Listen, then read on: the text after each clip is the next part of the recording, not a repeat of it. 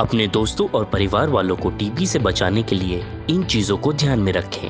TB हवा से फैलने वाली बीमारी है। याद रहे, टीबी मरीज को छूने से या उसका निजी सामान इस्तेमाल करने या हाथ मिलाने से नहीं फैलता। शुरुआत में थोड़ी कमजोरी होती है, लेकिन यदि टीबी का मरीज कुछ सावधानी बरते और अपनी दवाइयों और खाने का ध्यान रखे तो वो एक साधारण व्यक्ति की तरह सारे ही काम कर सकता है, जैसे कि खाना बनाना, ऑफिस जाना या रोज के विविध काम करना।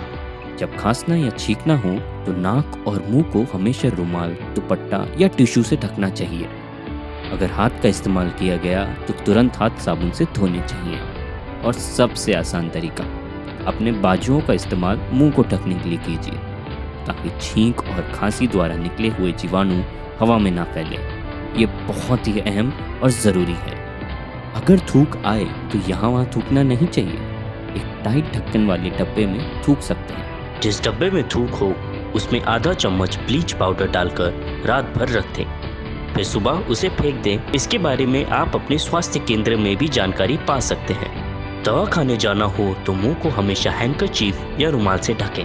खांसी होने पर भीड़ भाड़ वाली जगह से दूर रहें। जितना हो सके खुली हवा और खुले वातावरण में रहें। अगर आपको घर की खिड़कियां और दरवाजे बंद रखने की आदत है तो इसे बदलिए। जितनी शुद्ध और ताज़ा हवा हमारे घर में आएगी, उतना ही टीबी का खतरा कम से कम रहेगा। सावधान रहें, खुश रहें।